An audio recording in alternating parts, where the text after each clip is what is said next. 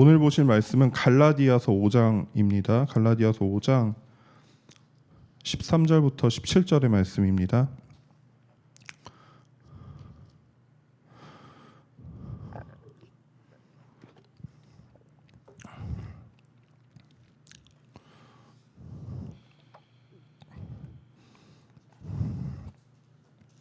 갈라디아서 5장 13절부터 17절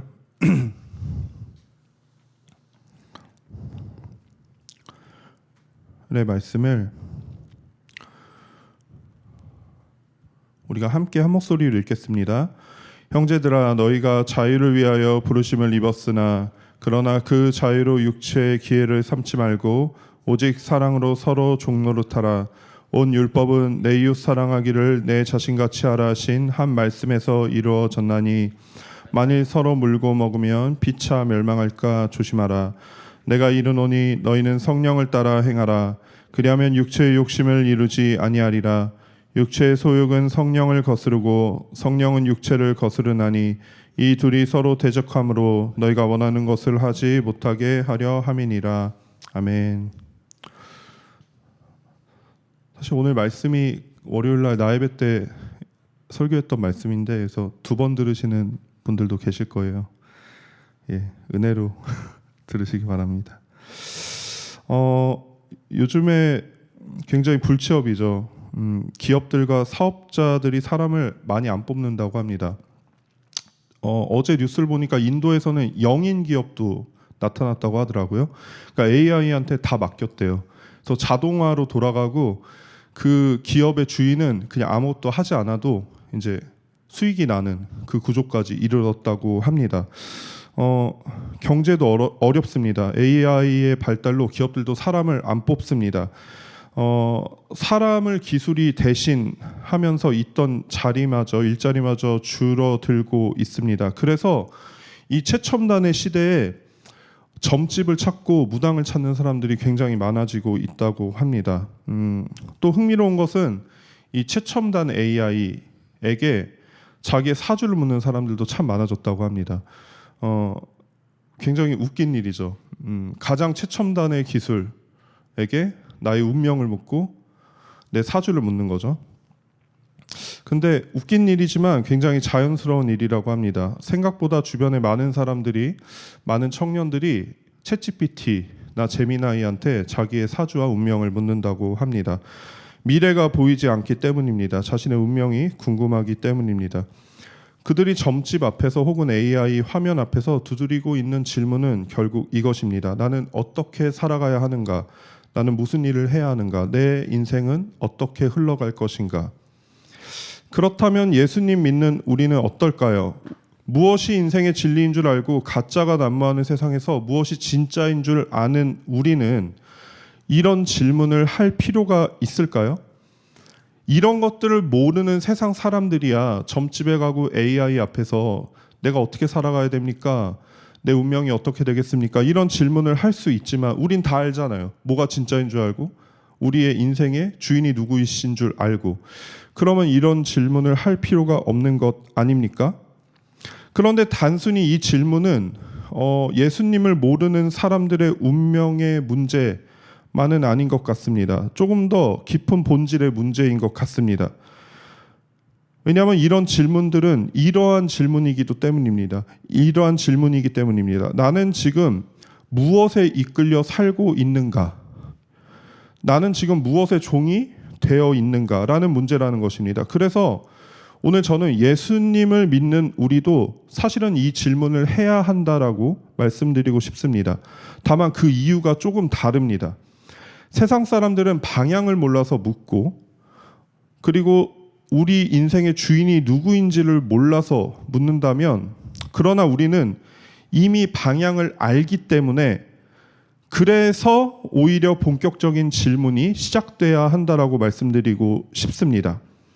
우리는 그리스도 안에서 자유를 받았습니다. 구원을 받았습니다. 그렇다면 그 구원받은 백성으로서 그 받은 자유로 우리는 무엇을 해야 할까요? 오늘 우리는 이 자유가 무엇인지, 그리고 그 자유 안에서 우리가 어떻게 살아가야 하는지를 함께 살펴보려고 합니다. 바울이 개척한 갈라디아 교회에 그가 떠난 후에 소위 유대주의자들이 들어왔습니다. 그들의 가르침은 이것이었습니다. 예수를 믿기만 하는 걸로는 좀 부족하다. 율법을 온전히 지켜야 구원받는다라는 가르침을 가지고 왔습니다. 복음에 무언가를 덧붙인 것입니다. 그래서 바울이 선언하죠. 다른 복음을 전하는 자는 저주를 받을 것이다. 그리고 5장 1절에서 우리가 읽지는 않았지만 그리스도께서 우리를 자유롭게 하려고 자유를 주셨으니까 굳건하게 서서 다시는 종의 멍에를 매지 말라 이렇게 선포합니다. 그리고 그 직후에 오늘 본문이 이어지는데요. 13절에 형제들아 너희가 자유를 위하여 부르심을 입었다. 그런데 바울이 이 자유를 선포한 직후에 곧바로 경고를 덧붙입니다. 뭐라고 하냐면요. 너희가 자유를 위하여 부르심을 입었는데 그러나 그 자유로 육체의 기회를 삼지 말라. 이렇게 경고를 하는 거예요.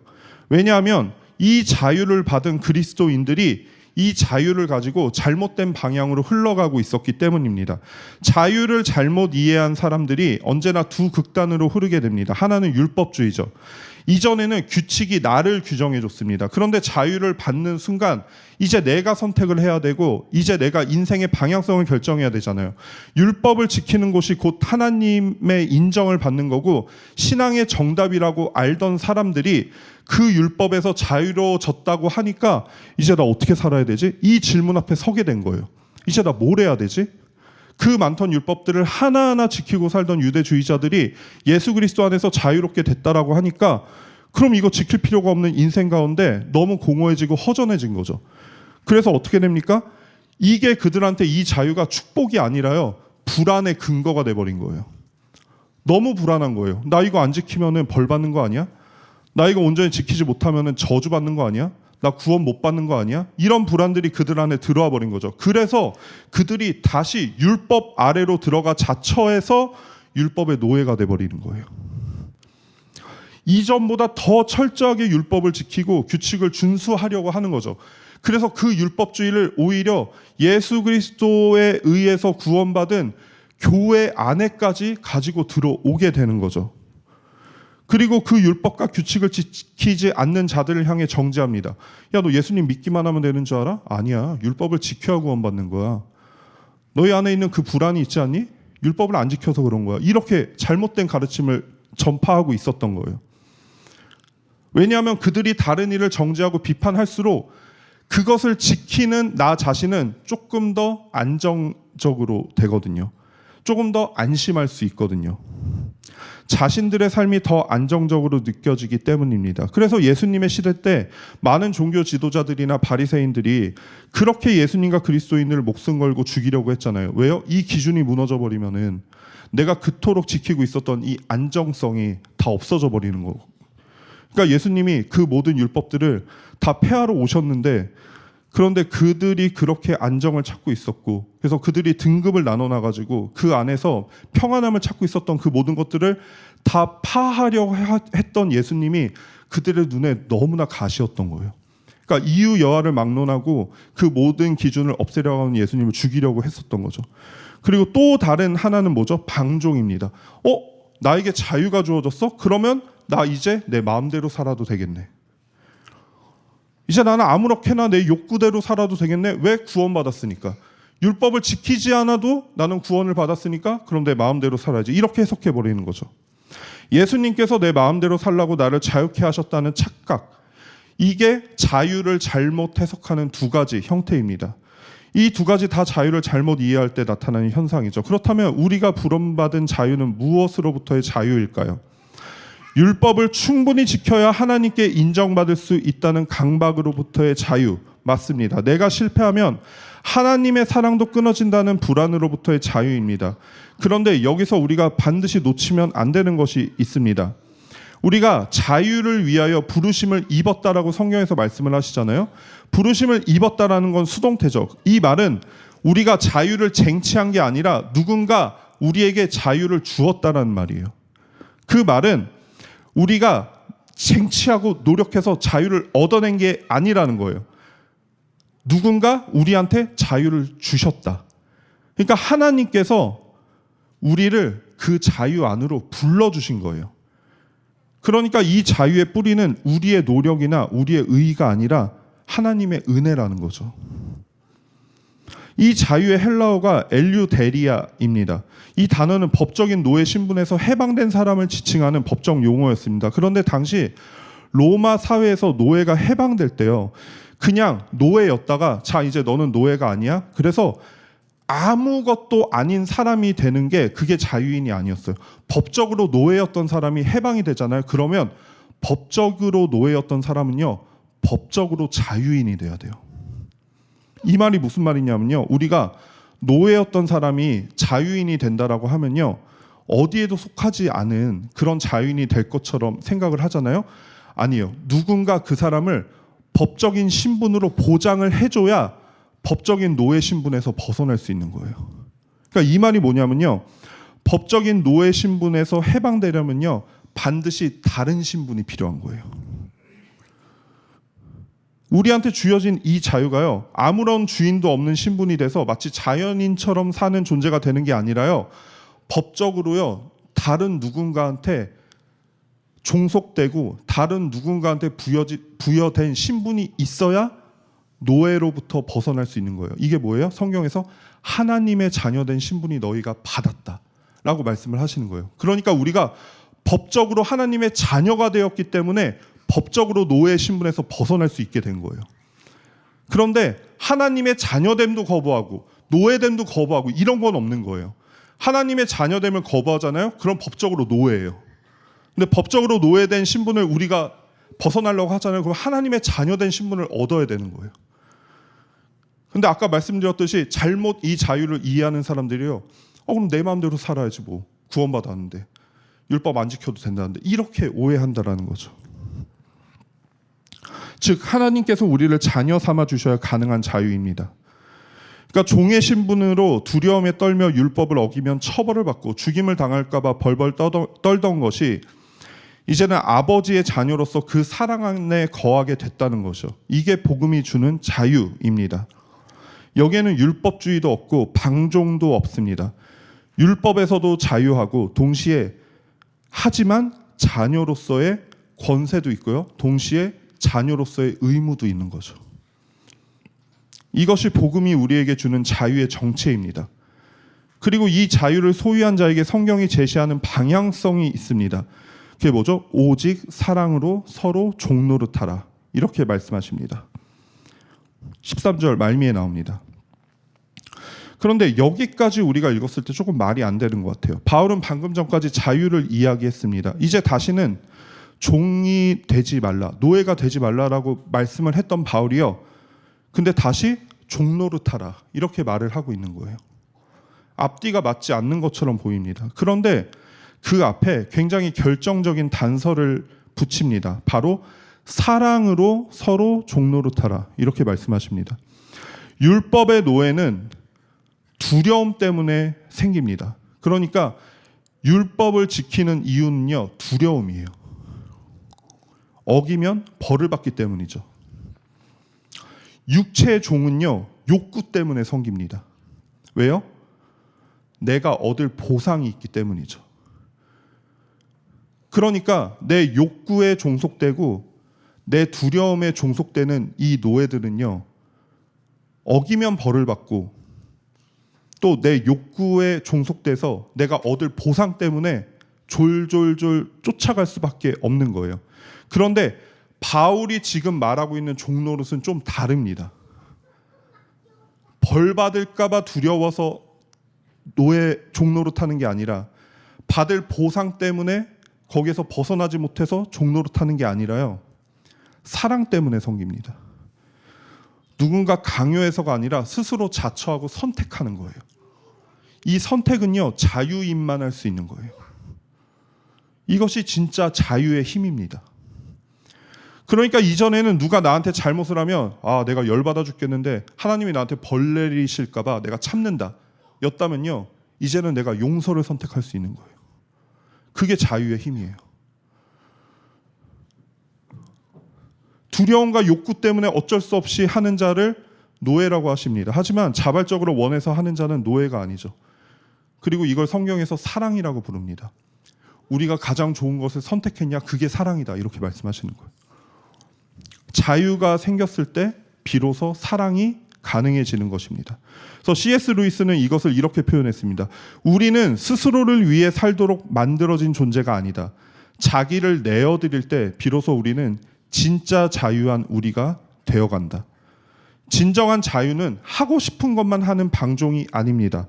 무엇이 진정으로 선한지를 알고 그래서 그것을 기꺼이 스스로 선택할 수 있는 것이 바로 자유라는 것입니다. 근데 여기서 솔직한 질문이 하나 생깁니다. 사랑으로 서로 종로를 살았는데 상대방이 진짜 잘못한 사람이에요. 그럼 우리 어떻게 해야 됩니까? 상종하고 싶지 않은 사람도 사랑해야 됩니까? 이게 솔직히 우리가 생활하에 나가면서 또 신앙생활 하면서 우리가 살아가는 삶의 현장 가운데 마주하게 되는 그 현실이잖아요. 외면할 수 없는 질문입니다. 교회 안에도 우리 삶에도 그런 사람이 있어요. 억지로 웃으면서 가까이.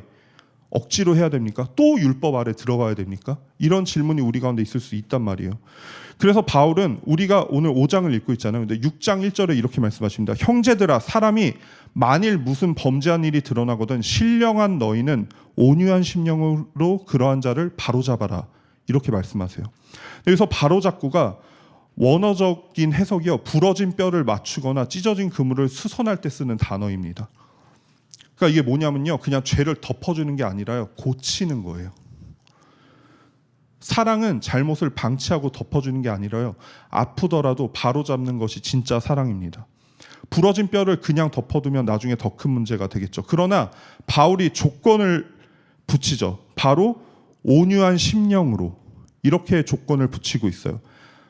바로 잡되 정죄하지는 말라, 이런 뜻입니다. 내가 옳고 저 사람이 틀렸으니까 그 우월감으로 그렇게 하지 말고 나도 저 사람과 같은 자리에 설 수 있다라는 그 겸손함으로 그렇게 하라라는 것입니다. 그러므로 사랑의 섬김은 이 두 가지를 동시에 붙듭니다. 잘못된 것을 잘못되었다고 말할 수 있는 진실함과 잘못된 것을 정죄가 아니라 회복을 위해 말하는 온유함, 이 진실함과 온유함, 이 두 가지를 동시에 붙들고 나아갑니다. 진실함만 있으면요, 폭력이 되고요, 온유함만 있으면 방치가 됩니다. 이 두 가지가 함께 가야 돼요. 이 두 가지가 함께 있을 때 그것이 사랑입니다. 그리고 때로는요, 거리를 두는 것도 사랑입니다. 사랑으로 종로를 탄다는 것이 반드시 모든 사람과 가까이 지내야 한다는 말이 아닙니다. 로마서 12장 18절에 할 수 있거든 너희로서는 모든 사람과 화목하라. 할 수 있거든이라는 말은요, 무조건적으로 모든 상황에서 무조건 화목하라라는 말씀이 아니에요. 할 수 있거든, 이거는 조건적이에요. 그리고 너희로서는 이라는 말은요, 나의 방편에서 할 수 있다면 되도록이면은 그런 방향으로 나아가라 라는 말씀이에요. 그러니까 거리는 둘 수 있다는 거예요. 그러나 그 사람을 향한 증오가 내 마음을 지배하도록 내버려 두지는 말라는 말씀입니다. 용서는 그 사람에게 주는 선물이 아니라요, 나를 그 사람으로부터 자유롭게 하는 거잖아요. 그러니까 결국 하나님께서 말씀하신 사랑과 용서는요, 나를 위한 것들이에요. 그래서 14절에 바울이 놀라운 선언을 하죠. 온 율법은 내 이웃 사랑하기를 내 자신같이 하라 하신 한 말씀에서 이루어졌나니.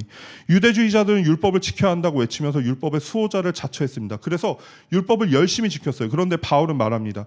사랑으로 서로를 섬기는 것이 율법의 진정한 완성이다. 율법을 하나하나 고지고대로 다 지키는 게 아니라 사랑하는 게 율법의 완성이다. 율법을 지키기 위해서 율법으로 돌아가는 것이 아니라 오히려 율법을 지키기 위해서 하나하나 문장 하나하나로 돌아가는 것이 율법을 놓쳐버리는 게 된다. 율법을 지키기 위해서는 조문 그 자체가 아니라 율법을 만드신 이의 마음으로 돌아가야 된다. 그게 사랑이다. 이렇게 사도 바울이 말하고 있는 거예요. 부모의 예를 들면은 너무나 쉽게 이해할 수 있습니다. 자녀를 진심으로 사랑하는 부모를 생각해 보십시오. 그 부모에게 그 조문을, 규칙을 하나하나 설명하는 거예요.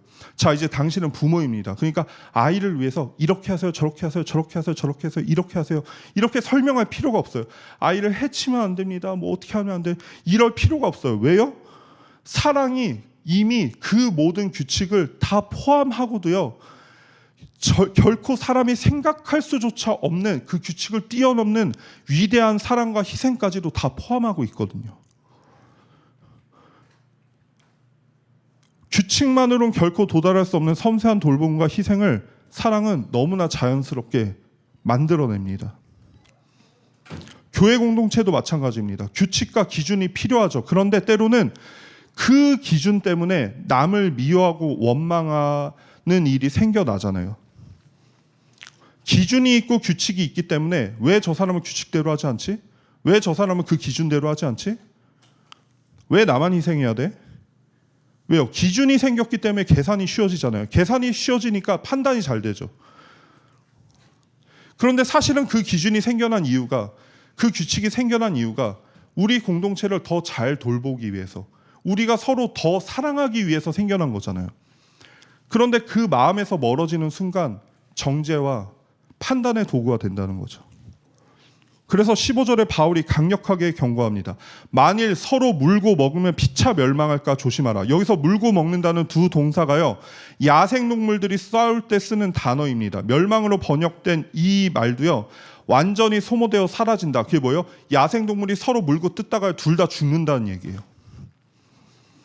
그러니까 자유를 받은 공동체가요, 서로 그 사랑으로 종로로 타는 대신 우리가 받은 그 자유로요, 서로의 입장을 대변하고 내 유익만 챙기고 나를 위해서 그 자유를 사용하잖아요. 그러면 서로가 피차 멸망한다. 없어진다. 서로 물고 뜯기고 피 흘리면서 그냥 사라져버릴 거다. 뭐 멀리서 볼 것도 없잖아요. 그냥 이 땅의 많은 교회들이, 많은 가정들이, 많은 관계들이 그렇게 사라지고 있지 않습니까? 자유가 육체의 방향으로 흘러간 결과입니다. 자유를 자기 욕망의 도구로 사용하고 계산하고 비교하고 방종의 도구로 사용하면 결국 피비린내 나는 싸움터가 돼버린다는 겁니다. 가장 가까운 사람에게도 마찬가지입니다. 배우자에게, 자녀에게, 부모에게, 친구에게 우리는 가장 날카롭지 않습니까? 왜냐하면 그들 앞에서 위선을 유지하기가 힘들기 때문이죠. 가면을 쓰기 귀찮으니까요. 그래서 그들에게 제일 날것으로 대하잖아요. 가장 가까운 사람에게 먼저 사랑으로 종로로 태야 합니다. 자유를 핑계로 상처를 주지 말아야 한다는 것입니다. 사랑으로 서로 종로로 타는 거 역설 같지만 사실은 이게 자유의 본래 목적이라는 거죠. 하나님께서 우리에게 자유를 주신 원래 목적. 사랑하면 율법을 이룹니다. 하지만 사랑이 없으면 서로 물어뜯고 죽게 됩니다.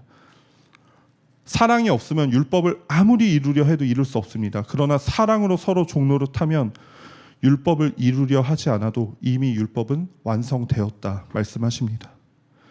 자유는 섬김의 방향으로 흘러야 생명이 됩니다. 자기 탐닉의 방향으로 흐르면 내가 속한 공동체를 죽이고 결국 나 자신조차 소진되어 버립니다. 그래서 16절에서 가장 결정적인 답을 바울이 내립니다. 16절, 너희는 성령을 따라 행하라. 그리하면 육체의 욕심을 이루지 아니하리라. 우리는 보통 이 말씀을 명령으로만 읽습니다. 그래서 성령을 따라 행해야 되는구나. 내가 열심히 성령을 따라 행해야지. 이렇게 이해를 합니다. 또다시 율법주의로 돌아가는 실수를 하게 되는 거죠. 내가 더 열심히 신앙생활을 해야 되겠구나. 내가 더 열심히 기도생활을 해야 되겠구나. 더 노력해야겠다. 더 선하게 살아야겠다. 더 선대해야겠구나. 내가 더 포기해야겠구나. 또 다른 강박이 시작되기도 합니다. 그런데 원어를 자세히 보면 매우 놀라운 구조가 있습니다. 육체의 욕심을 이루지 아니하리라에서 이루지 아니하리라는 헬라어로 이중 부정문인데요. 이 문장에서 가장 강력한 부정 표현문입니다. 절대로 뭐뭐 하지 않을 것이다 라는 뜻이거든요. 그러므로 이 문장의 구조는 이렇습니다. 성령을 따라 걸어가라. 그러면 네가 육체의 욕심을 완성한 일은 절대로 일어나지 않을 것이다. 이게 뭐냐면요, 단순한 명령이 아니라요, 명령 안에 감추어진 하나님의 약속입니다. 그러니까 이 말씀은요, 더 열심히 노력해서 네가 육체를 이겨내라. 그래야 네가 선한 하나님의 뜻에 도달할 수 있다라는 뜻이 아니라요, 성령 안에서 걸어가라. 그러면 내가 네 안에 있는 육체의 욕심이 이루어지지 않도록 내가 그렇게 할 거야 라는 하나님의 언약이라는 거예요. 또 한 가지 주목할 단어가 있습니다. 행하라 라고 번역된 페리파테이테는요, 그냥 걷다라는 뜻입니다. 그러니까 지극히 일상적인 동사예요. 우리는 신앙생활을 할 때 늘 전력 질주 또는 전투, 영적 전쟁 이렇게 생각을 하잖아요. 그래서 성령과 함께 동행하는 것들을 언제나 전투적으로 뜨겁게 막 전쟁처럼 이렇게 생각을 한단 말이에요. 그런데 여기에서는요, 막 더 치열하게 노력하고 막 또 다른 영적 강박과 영적 불안 막 이런 것들을 말씀하시는 게 아니라요. 성령을 따라 행하는 성령의 삶은 특별한 종교적 행위가 아니라 매일의 보폭에 관련된 것이다라고 말씀을 하시는 거예요. 그냥 걸어가는 거다. 한 발 한 발. 그러니까 바울이 말하는 것은 성령과 동행하는 삶을 노력해서 승리를 쟁취하는 독촉이 아니라요. 성령께 방향을 맡기고 느리지만 그 방향으로 한 발 한 발 내디디면은 나머지는 하나님이 하신다라는 말씀입니다. 성령 안에서 산다는 것은 특별한 신비 체험이 아닙니다. 우리의 매일의 평범한 일상 속에서 그분과 동행하는 일입니다. 우리가 일하는 순간에도, 출퇴근하는 길에도, 친구와 함께할 때도, 가족들과 함께할 때도, 혹은 세상이 주목하는 어마어마한 일을 할 때도, 아무도 주목하지 않는 어떤 일을 할 때도, 집에서 뭐 청소, 빨래, 설거지를 하던, 아이와 함께하던, 뭐 혼자 있던 어떤 순간에, 모든 순간순간에 성령의 방향으로 한 발 한 발 걸어가는 거죠. 이것이 우리의 방향성이라는 것입니다. 자유를 입은 자들의 방향성, 삶의 방향성, 하나님과 함께 동행하는 것, 성령을 의식하면서 살아가는 것, 내가 성령 안에 있고 그분과 함께 그분이 주시는 그 마음과 함께 느리지만 분명한 하나님의 마음으로 한 발 한 발 내리는 것. 은혜 받은 그리스도인들은 그렇게 살아가야 한다는 겁니다. 그런데 이 걸음이 쉽지가 않죠. 너무나 쉽지가 않습니다. 그래서 17절에 육체의 소욕은 성령을 거스르고 성령은 육체를 거스르나니 이 둘이 서로 대적함으로 너희가 원하는 것을 하지 못하게 하려 함이니라. 왜 이토록 힘든가에 대한 대답이 17절에 있습니다. 여기서 육체는 단순히 물리적 신체가 아닙니다. 헬라 원어로 사르크스, 이 육체는요, 하나님으로부터 독립해서 자기 자신을 중심에 놓고 살아가는 삶의 방향성 전체를 뜻합니다. 그러니까 단순한 육체적인 쾌락이나 게으름만이 아니라요, 자기 의의를 내세우는 교만, 그러니까 하나님 없어도 충분히 나는 나대로 살아갈 수 있어 라고 말하는 그 모든 전역을요 다 육체, 샤르크스라고 부르는 거예요. 근데 바울이 그래서 율법주의자들을요 육체적이라고 말하는 이유가 여기 있는 거예요. 그들이 율법을 지키는 게 하나님의 말씀이잖아요. 하나님의 뜻이잖아요. 그런데 그들이 율법을 열심히 지키는 이유가요 자신을 내세우기 위함이었단 말이에요. 그러니까 그들이 샤르크스였던 거예요. 따라서 육체와 성령의 싸움은요 단순히 뭐 나쁜 충동 대 착한 마음의 싸움이 아니라요 훨씬 더 깊은 하나님 없이 자기 자신을 의지해서 살려는 의지와 하나님만 의지해서 살아내려는 갱신된 의지와의 싸움이라는 거예요. 그런데 여러분 우리가요 이렇게 은혜를 받고 성령 안에서 살아가야 된다라는 걸 알아도요, 근데 실제로 신앙생활을 해보면 이 싸움이 진짜 치열하잖아요. 어떻게 살아야 되는지는 알아요. 그런데 그렇게 사는 게 정말 어렵단 말이에요.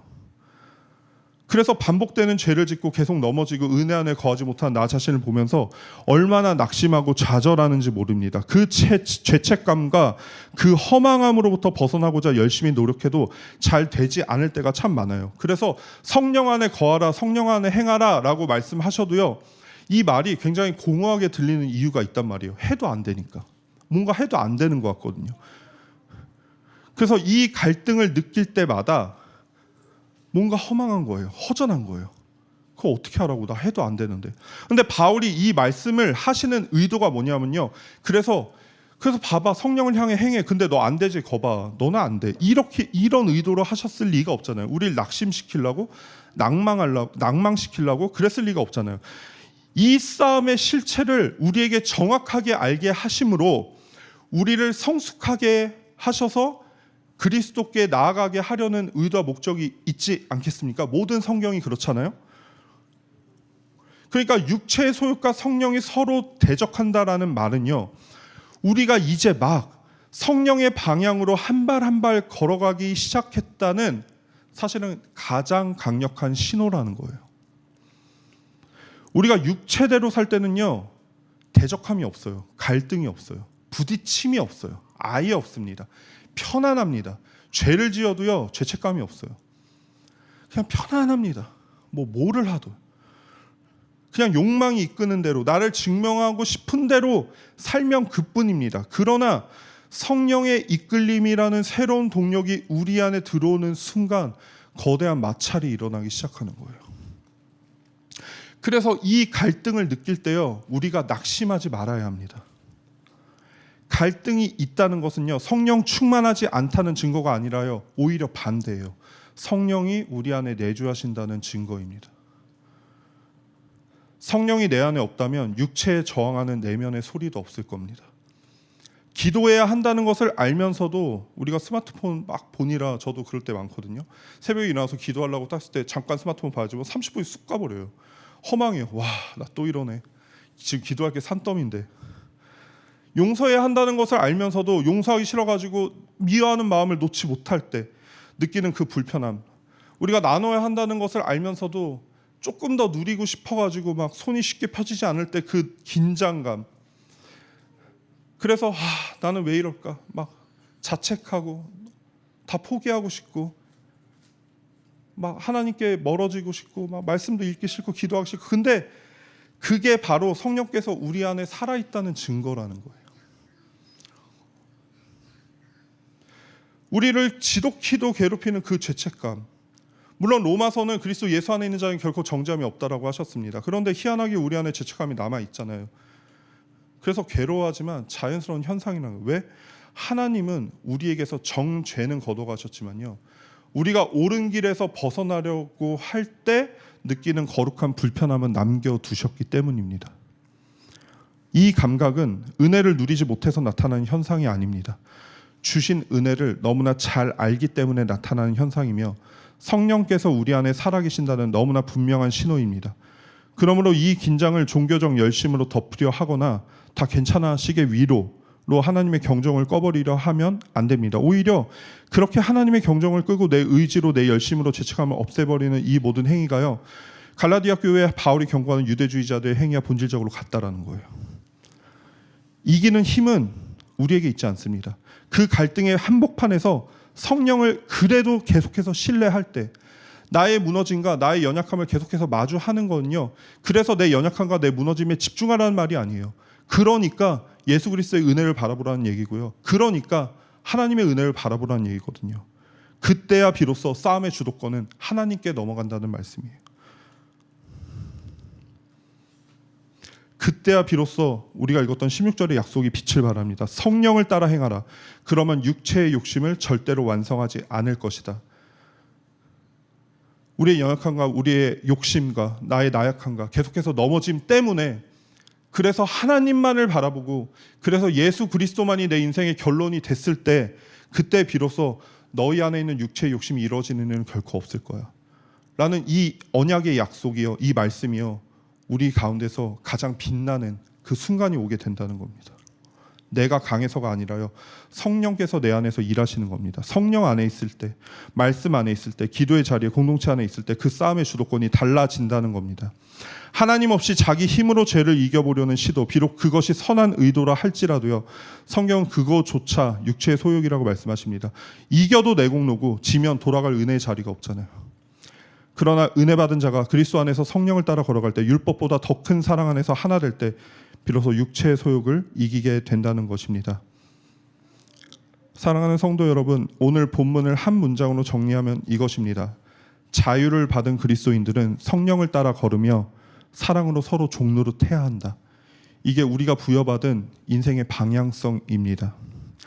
이 결론이 치열한 현실을 살아가는 우리에게 무슨 상관이 있나 싶은 생각이 들 수도 있습니다.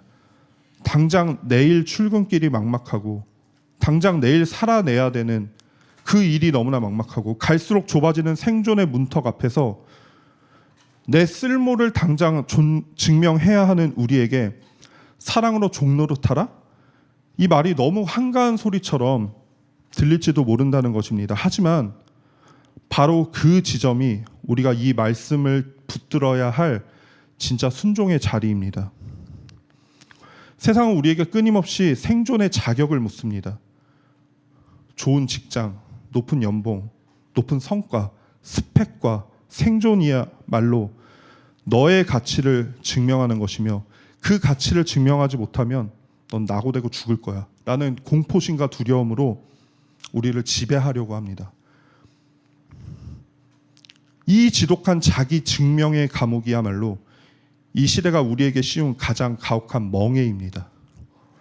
여기서 뒤처지면 끝이라는 생각에 아주 어린, 우리 시우같이 아주 어린 유치원생들부터 성인들까지 매일매일을 불안을 안고 살아갑니다.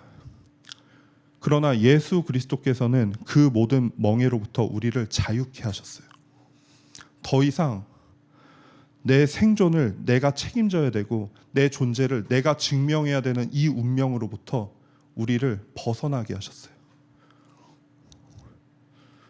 우리의 창조주께서 십자가에서 이미 우리의 가치를 확증하셨거든요. 우리는 무언가를 이루어서 쓸모있는 존재가 된 것이 아니라 하나님의 자녀이기에 이미 충분히 가치 있는 존재가 돼버린 거예요. 그래서 맨 처음에 질문으로 돌아갑니다. 이 위대한 자유로, 하나님의 자녀된 자유로 우리는 어떻게 살아야 할까요? 매일 아침 천근만근 무거운 현실을 살아가는 그 고단한 삶의 현장에서 우리는 성령의 손을 잡고 딱 한 걸음을 걷는 것, 그것을 하며 살아야 한다는 것입니다. 그 한 걸음의 모습은 우리 한 사람 한 사람 다 다를 것입니다. 누군가는 따뜻한 한마디일 수도 있고 누군가한테는 미뤄왔던 관계의 문제일 수도 있습니다. 누군가한테는 기도일 수도 있고 말씀일 수도 있고 또 누군가에게는 5장 후반에 나오는 사랑이고 희락이고 화평이 오래 참으며 자비와 양선과 충성과 온유와 절제 이런 것들일 수도 있겠죠. 이것은 더 많은 노력을 요청하는 말이 아닙니다. 이미 받은 자유가 어디를 향해야 하는지를 알려주시는 하나님의 말씀입니다. 차가운 숫자와 비정한 효율이 지배하는 이 땅에서 오직 사랑으로 종노릇하는 우리의 그 비효율적인 발걸음이야말로 우리가 세상에 매이지 않은 진짜 자유인이라는 가장 확실한 증거입니다. 성령을 따라 걸으십시오. 그러면 결코 육체의 욕심, 그 생존의 공포에 지배당해 패배하지 않을 것입니다. 이 확실한 보증을 믿고 오늘 우리에게 주어진 고귀한 자유를 가지고 당당하게 세상 밖으로 걸어나가 우리가 내딛는 그 작은 발걸음이 밟는 모든 땅에 하나님의 나라가 시작되는 축복의 주인공이 되는 우리 더복이 되길 주님의 이름으로 소망합니다. 잠시 기도하시겠습니다.